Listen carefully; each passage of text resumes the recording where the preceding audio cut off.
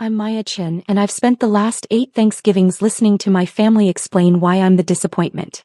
This year they hired professional help to prove it. What they got instead was a front row seat to their own destruction. If you've ever been the family scapegoat, hit that like button and subscribe right now. You're not going to want to miss what happened next. My older brother Derek was the golden child from birth. Captain of the football team, business degree from Stanford, married to Jennifer, a woman whose entire personality revolved around Instagram aesthetics and country club memberships. They had 2 perfect children whose photos dominated every family gathering. I was the weird one.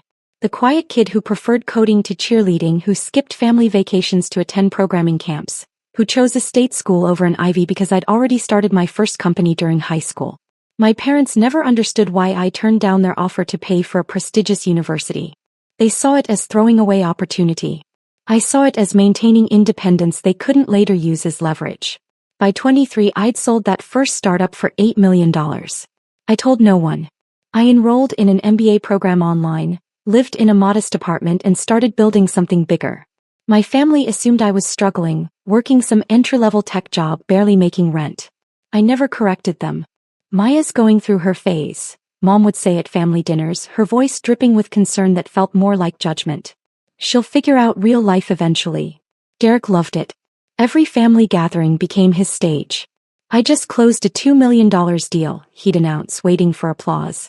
Jennifer and I are looking at houses in Montecito. You know where Oprah lives. That's wonderful, honey, Mom would gush. Then she'd turn to me. And Maya, how's that little tech thing going? Fine, I'd say. Always just fine.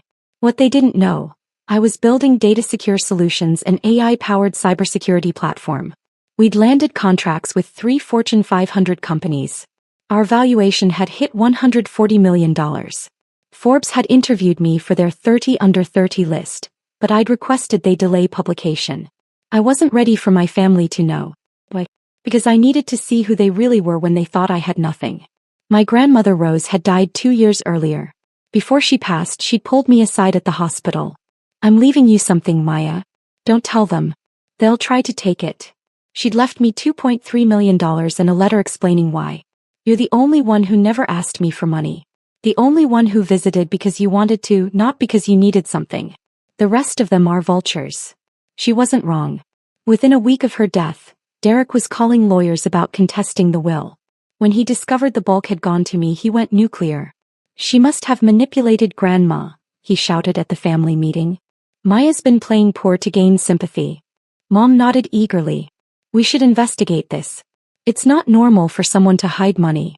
I'd smiled. Grandma left me what she wanted to leave me. The will is ironclad. That's when I became the family villain. Not the successful sibling. Not the granddaughter who'd honored her grandmother's wishes. The fraud. The manipulator. The ungrateful child who'd stolen their inheritance.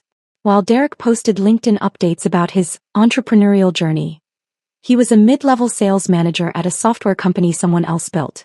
I was actually building something. Data-secure solutions started in my spare bedroom with my best friend and CTO Marcus Johnson. We'd met at a cybersecurity conference where we were both speaking. He was brilliant, funny, and had no interest in my family drama. They think you're broke? He'd laughed when I told him. Maya, our Series B funding was $40 million. You own 60% of a company valued at $140 million. You're personally worth over $80 million. They don't need to know that. Why not just tell them? Because then I'd never know if they loved me or my bank account. Marcus understood. His own family had appeared out of nowhere when he'd sold his first startup. Suddenly everyone was his best friend. Everyone had a business idea. Everyone needed just a small loan. My business partner Linda Zhao was equally pragmatic. Your family sounds exhausting, she'd said when I explained why I kept my work life completely separate. But it's smart. People treat you differently when they know you have money. By my 28th birthday, DataSecure had expanded to 150 employees. We'd opened offices in 3 cities. Our client list included banks, hospitals, and government contractors. I'd personally consulted for companies whose names I couldn't disclose due to NDAs. I'd been invited to speak at international conferences, always declining media coverage. I lived in a nice but not ostentatious condo. I drove a 3-year-old Honda Civic. I wore jeans and hoodies to family gatherings. I never talked about work beyond vague references to tech stuff. Meanwhile, Derek's performance continued. New car every 2 years, always leased. Designer clothes for Jennifer. Private school for the kids. A house they could barely afford with a mortgage that made my accountant wince when I mentioned it. How do they manage it? Marcus asked once. I think they're drowning in debt, I said. But they look successful and that's what matters to them. What I didn't know, they weren't just drowning. They were stealing. The year I turned 30, everything accelerated. In March, Forbes published the 30 Under 30 article despite my previous request to hold it. They'd waited 2 years. Apparently that was their limit. The article mentioned DataSecure's valuation but didn't include my photo at my request. Just my name. My family never read Forbes. In July, DataSecure received a $20 million contract from the Department of Defense. We were going to secure communications infrastructure for 3 military bases. It was classified work, career-defining, the kind of achievement that would cement our position as an industry leader. I told my family I'd gotten a promotion at work. That's nice, dear, Mom had said, barely looking up from her phone where she was liking photos of Derek's vacation in Tuscany. In September, my Uncle John called. He was my father's brother, always friendly, always interested in my life in a way my parents weren't. Maya, honey, I need to ask you something sensitive. Sure, Uncle John. Have you thought about estate planning? You're 30 now. You should have a will, power of attorney, that sort of thing. Seemed caring. Thoughtful even. I should have known better. I have a lawyer handling that, I said. But thank you. Who's your lawyer? I just want to make sure you're working with someone reputable. Warning bells. Quiet but present. Uncle John, why do you need to know who my lawyer is? I'm just looking out for you. Your family. I declined to share the information. He'd seemed annoyed. Within a week, 3 more relatives had called with similar questions. And Sarah wanted to know where I banked. Cousin Michelle asked about my investments. Mom wanted to know if I'd considered life insurance and could she be listed as a beneficiary? The circling had begun. Then came October and the family meeting that changed everything. Mom called, her voice crisp and businesslike. Family dinner at our house. Saturday at 6. Be there. It's mandatory. I almost laughed. I was the CEO of a company worth $140 million, and my mother was issuing mandatory dinner summons. But I went. Because I was curious. Because some part of me still hoped they might surprise me. I walked into my parents' house, a massive McMansion Derek had convinced them to buy 3 years ago, to find the entire family assembled. Mom, Dad, Derek, Jennifer, Uncle John, Aunt Sarah, Cousin Michelle and her husband Brad. Everyone looking at me with expressions ranging from pity to barely concealed hostility. Sit down, Maya, Dad said. He'd never been the warm parent, but his coldness that night was glacial. I sat. Derek leaned forward, his expression what he probably thought was concerned but looked more smug. Maya, we need to talk about Grandma Rose's money. That was settled 2 years ago.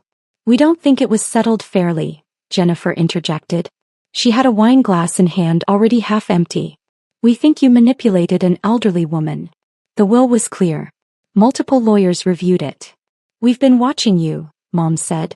Living in that shabby apartment, driving that old car. Where's the money, Maya? What did you do with it? I felt the trap closing. I invested it. Invested it where? Uncle John demanded. We've been asking around. Nobody knows anything about your finances. You're hiding something. My finances are my business. Not when they involve family money. Aunt Sarah's voice had reached a shrill pitch. Rose's money should have been split equally. You've been lying about being poor to avoid sharing. Derek pulled out his phone. We hired someone. A professional investigator. He's been looking into your finances, your background, everything. We paid good money to find out the truth. My heart rate didn't change. My expression didn't flicker. Because I knew something they didn't. I'd built my company on securing data. I knew exactly how to protect my own. Any investigator worth his fee would find exactly what I allowed him to find. And quite possibly more than my family wanted anyone to find. You hired an investigator, I repeated. To investigate me. To prove you're lying. Mom's hands trembled with righteous anger. You've been playing us for fools. Living like a pauper while hiding millions. And when he proves it, Derek said, you're going to split that money with the family. The way it should have been done originally. I nodded slowly. And if the investigator doesn't find what you think he'll find? He will, Jennifer said confidently. We paid top money. He's the best. When do I meet this investigator? Thanksgiving, Dad announced. We're having him present his findings at Thanksgiving dinner. In front of everyone. Public humiliation. They wanted witnesses to my downfall. They wanted everyone to see me exposed, cornered, forced to hand over what they believed I'd stolen. Okay, I said simply. They looked confused by my calm. Okay. Derek repeated. That's all you have to say? What would you like me to say? If you've hired an investigator, his findings will speak for themselves. I stood up. Is there anything else? Mom's eyes narrowed. We know you're hiding something, Maya. And when we prove it, you're going to wish you'd been honest with us from the start. I walked out without another word. Drop a comment and let me know where you're watching from tonight. I drove home and called an emergency meeting with Marcus and Linda. They did what? Marcus stared at me, coffee cup halfway to his mouth.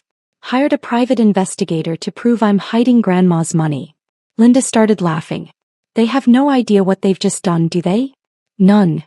Maya, Marcus said carefully, any PI worth his fee is going to find data secure. And when he does proper due diligence, he's going to find a lot more than my company, I finished. We'd built data secure with one core principle. Know your vulnerabilities before your enemies do. As part of our security protocols, we ran background checks on everyone who had access to sensitive information. That included running financial security checks to ensure no one was susceptible to bribery or blackmail. A year ago, after Derek's increasingly aggressive questions about loans and my parents' hints about family helping family financially, I'd authorized a quiet background check on my immediate family. Not to hurt them. To protect myself. What we found was worse than I'd imagined. Pull up the files, I told Linda. She opened her laptop. Derek Chin. Embezzlement from his employer totaling $127,000 over 18 months. Fake expense reports, ghost contractors, kickback schemes with vendors. Uncle John Chin and Sarah Chin, Marcus continued. Wire fraud, identity theft. They opened credit cards in your grandmother's name in the 6 months before she died. Total charges, $89,000. Then they forged her signature to have the bills sent to a P.O. box. Your parents, Linda said quietly. Credit card fraud, forgery. They've been using Derek's access to his company's vendor accounts to create fake invoices. They're routing money through accounts they control. The total is $264,000. $480,000 in combined fraud and theft. My family wasn't just entitled. They were criminals. If a good PI digs even slightly, Marcus said, he'll find all of this. Financial irregularities, suspicious transactions, the works. Especially if he's doing a comprehensive background check thinking he'll find hidden assets. They've handed us everything, Linda said. They're so focused on proving you're hiding money, they never considered what else might be found. I called my lawyer, Richard Morrison, who'd handled Grandma Rose's will. Richard, I need you at Thanksgiving dinner. My family hired a PI to investigate me. I want you there when he presents his findings. Maya, do you know what he's found? I know what he should have found if he's any good at his job. Can you be there? I wouldn't miss it. Next, I called the one investigator I trusted. Jennifer Reeves, former FBI agent who now ran a private investigation firm we'd used for corporate background checks. Jennifer, I need a favor. A PI named, I checked the business card my brother had flashed. Thomas Warren from Warren Investigations was hired to investigate me. I need to know what he found. I know Tom Warren, Jennifer said. He's thorough. Almost too thorough. If your family hired him thinking he'd just find hidden bank accounts, they're in for a surprise. Tom doesn't do half jobs. If there's dirt anywhere in a case, he finds it. That's what I'm counting on. You want me there? Please. Thanksgiving dinner. 4 o'clock. I'll text you the address. The Wednesday before Thanksgiving, I got a call from a number I didn't recognize. Miss Chin, this is Thomas Warren. I was hired by your family to investigate your finances. My pulse quickened. I know. I need to speak with you. Privately. Before Thanksgiving. Is that normal procedure? No, he admitted. But this case isn't normal. Miss Chin, I found what your family wanted me to find. I also found a great deal they very much did not want me to find. I have an ethical obligation to present my complete findings, but I thought you deserved a heads up. How bad is it? For them, career-ending, potentially criminal charges across the board. For you, you're going to need security at that dinner. This is going to get ugly. Present your full findings, I said. Everything. Are you sure? I could deliver a separate report to law enforcement and spare you the family drama. Mr. Warren, they wanted a public reveal. They'll get one. Present everything. Hit that subscribe button if you've ever had to set boundaries with toxic family, because what happened next changed everything. I arrived at my parents' house at 3:45 on Thanksgiving. 20 cars filled the driveway and street. My family had invited everyone, extended relatives, family, friends, even neighbors. They wanted maximum audience for my humiliation. I dressed carefully. Tailored blazer, designer jeans, the diamond earrings Grandma Rose had given me. I looked successful without being flashy. Marcus had offered to come, but I declined. This is family business. Richard Morrison arrived at 3:55, looking every inch the high-powered attorney in his three-piece suit. Jennifer Reeves came at 4 exactly, her FBI bearing unmistakable. Thomas Warren was already there, sitting in my father's study with 2 large manila envelopes and a laptop. The dining room table sat 30 people, extended with every leaf my mother owned. The whole family was there, plus at least a dozen family friends, all looking at me with expressions ranging from pity to curiosity to barely disguised glee. Derek stood as I entered. Why, so glad you could make it. Wouldn't miss it. Jennifer caught my eye with concern. You're seriously outnumbered here. I know. Mom clinked her wine glass. The room fell silent. Thank you all for coming. Before we eat, we have some important family business to address. My stomach was a knot, but my face remained calm. As many of you know, Mom continued, there have been questions about Maya and the inheritance she received from Derek's and my mother Rose. Questions about honesty, transparency, and family loyalty. Murmurs of agreement rippled through the room. Dad stood. We love Maya. But we've been concerned. She claims to be struggling financially while living off a substantial inheritance. We decided we needed answers. So we hired the best, Derek announced. Thomas Warren from Warren Investigations. He's been conducting a comprehensive background check on Maya for the past 6 weeks. All eyes turned to me. I remained seated, hands folded calmly on the table. Mr. Warren, Mom said formally. Would you please present your findings? Thomas Warren stood. He was 50-ish, gray hair, kind eyes that currently looked troubled. He picked up both envelopes and his laptop. Before I begin, he said, I want to clarify what I was hired to do. The Chen family asked me to investigate Maya Chen's finances, specifically to determine if she was hiding assets or income. And Derek prompted eagerly. I found what you asked me to find, Warren said slowly. And significantly more. I have 2 reports. Per my contract, I'm required to present complete findings, not selective information. Mom frowned. What does that mean? It means I investigated Maya Chen thoroughly. But in doing so, I necessarily investigated everyone connected to her financial history. That includes all of you. The room went very still. Warren opened the first envelope. Report 1. Maya Chen's financial status. He pulled out a document and began reading. Maya Chen is the founder and CEO of Data Secure Solutions, a cybersecurity AI company headquartered in San Francisco. The company was valued at $140 million as of last month's audit. Ms. Chen owns 60% of the company, making her personal holdings worth approximately $84 million. Gasps echoed around the table. Derek's face went white. In addition, Warren continued, Ms. Chen has a personal investment portfolio worth $23 million, real estate holdings valued at $4.7 million, and liquid assets of approximately $8 million. Her company has secured contracts with multiple Fortune 500 companies and recently signed a $20 million Department of Defense contract. He pulled out a Forbes magazine. She was featured in Forbes 30 Under 32 years ago. The article was published at her request only after a 2-year embargo. He slid a folder across the table to me. Ms. Chen, your complete financial profile. Everything your family asked me to find. I didn't open it. I knew what was inside. Mom's voice shook. You've been lying to us for years? I never lied, I said calmly. I told you I worked in tech. I said I was doing fine. Everything I told you was true. I just didn't specify how fine I was doing. You let us think you were struggling. Jennifer shrieked. You assumed I was struggling, I corrected. I lived modestly.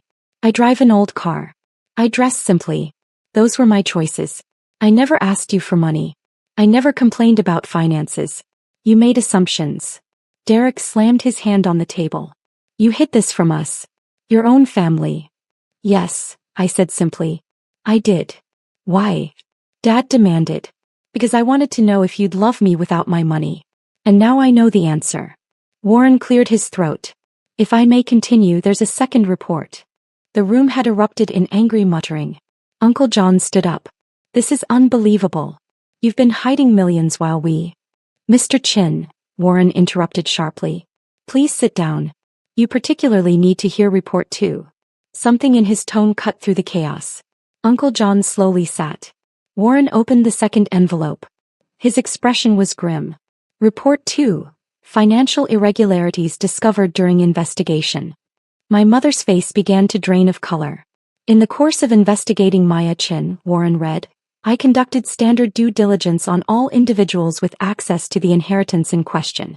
This included background checks on immediate family members. He pulled out a thick document. Derek Chin, employed at SoftLogic Incorporated as regional sales manager.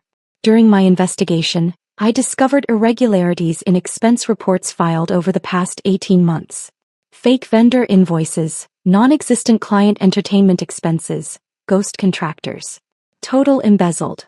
$127,000. Derek shot to his feet. That's a lie. You can't prove. Warren slid a folder toward him. Wire transfers, forged receipts, email correspondence with the fake vendor accounts you created. I've already contacted SoftLogic's fraud department. They confirmed the investigation started this morning. Derek's legs gave out. He collapsed back into his chair. John Chin and Sarah Chin, Warren continued, his voice clinical. In the 6 months before Rose Chen's death and 3 months after, 23 credit cards were opened in Rose Chen's name. Charges totaling $89,000 were made on these cards. The bills were sent to a P.O. box registered to Sarah Chin. This constitutes identity theft, fraud, and elder abuse. Aunt Sarah started screaming. She was going to leave us money.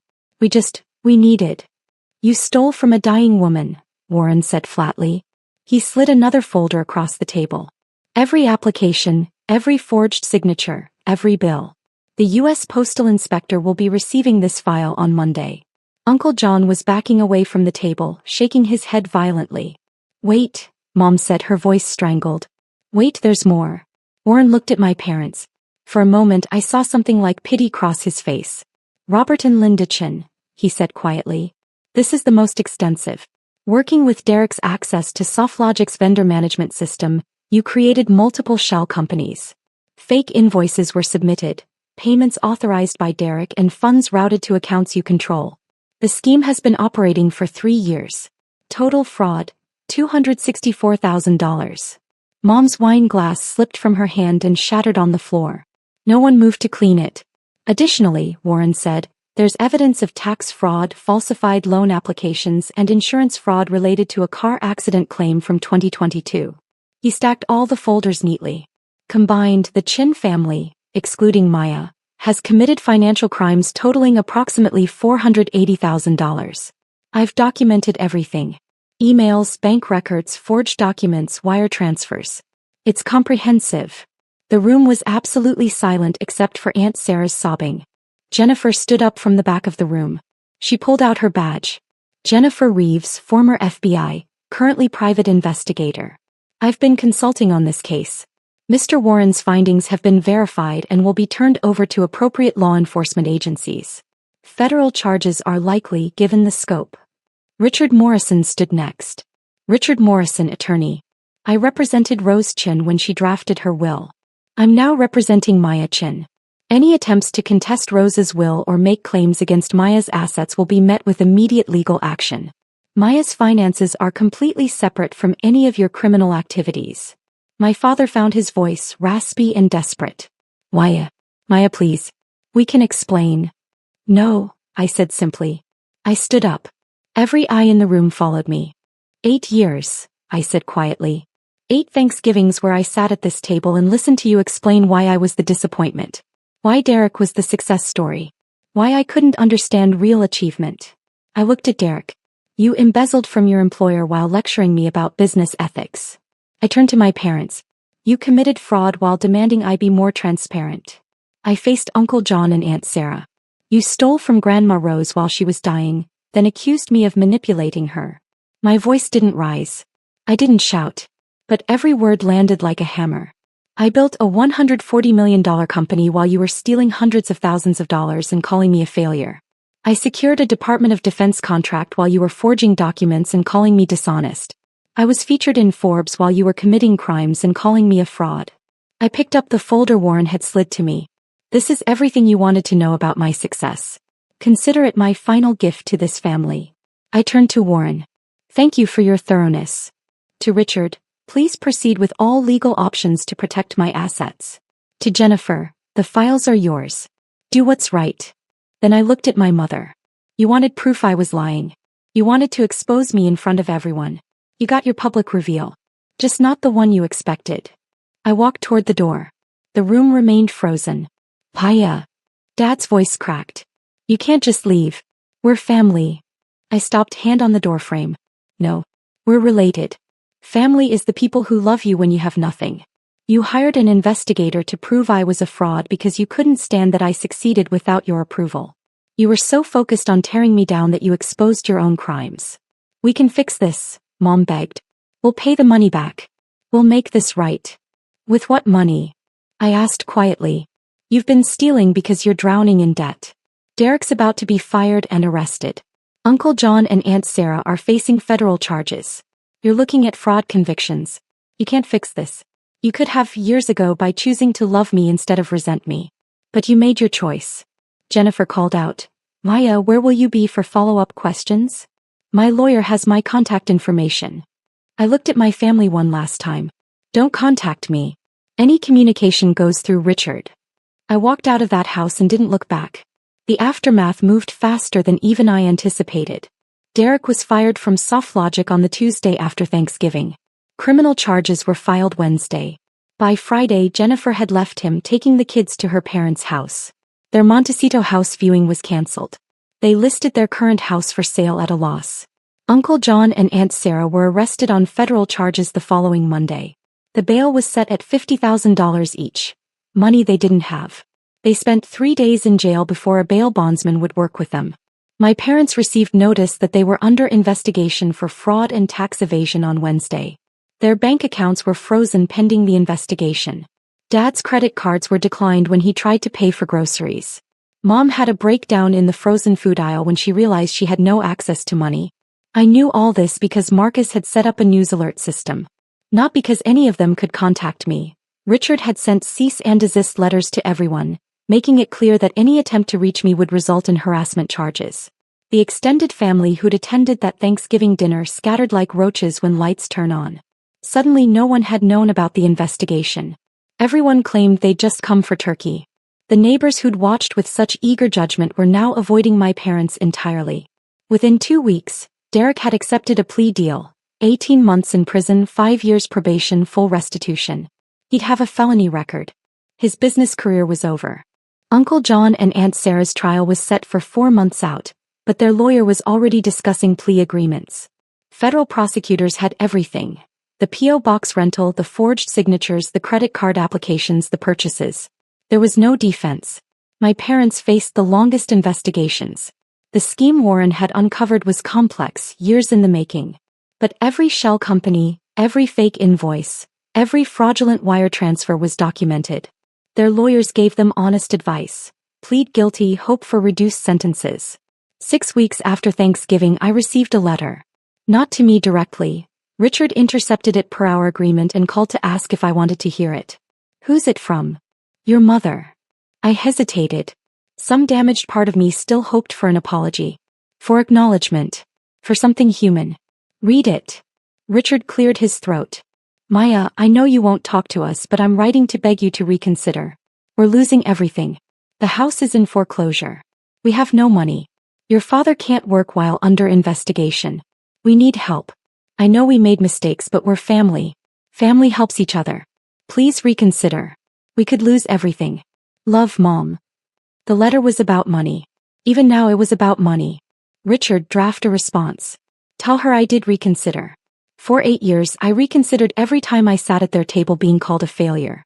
Every time Derek announced his success while I stayed quiet. Every time they demanded I be transparent while they were committing crimes. I reconsidered constantly. My answer is no. Why? They're not losing everything because I won't help. They're losing everything because they stole nearly $500,000 while calling me dishonest. Natural consequences aren't cruelty. They're just consequences. 2 months later, my parents accepted a plea deal. 3 years in prison each, restitution 5 years probation upon release. Derek was already serving his sentence. Uncle John and Aunt Sarah got 2 years each. The family shattered completely. Cousin Michelle stopped speaking to everyone. Family friends distanced themselves.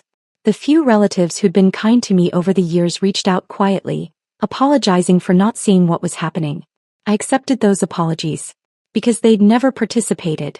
They'd just been present. 9 months after that Thanksgiving, I sat in my office at Data Secure headquarters.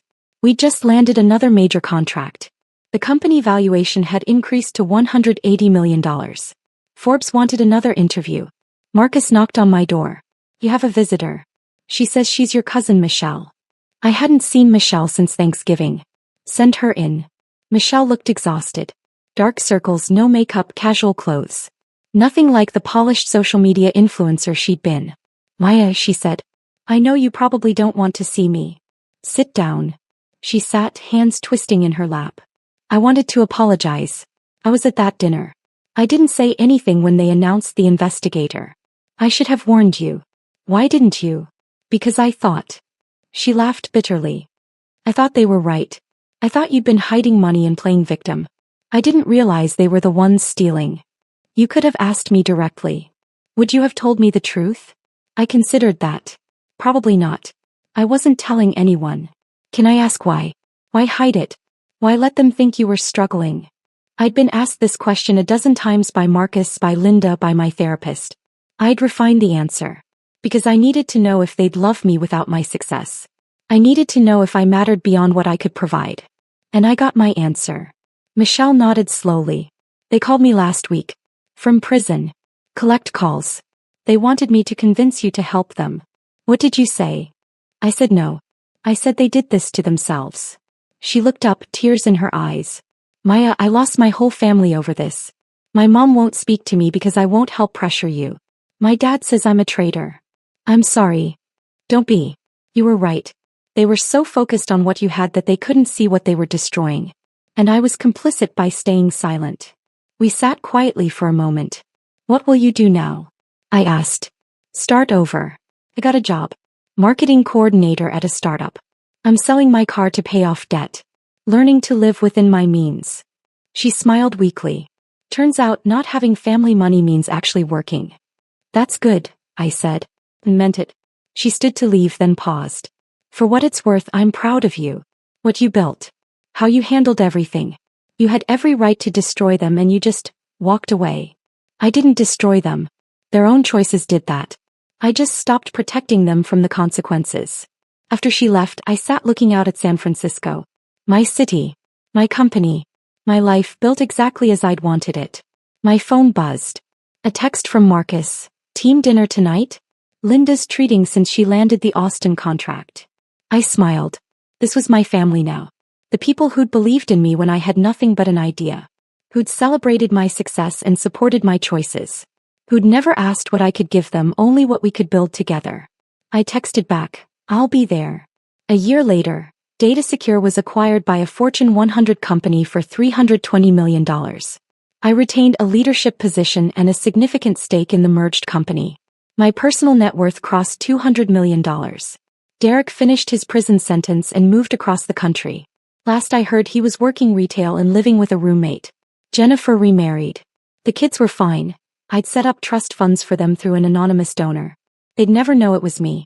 They were innocents in this. My parents were released after serving 2 years of their 3-year sentences. They moved to a small apartment in a different state.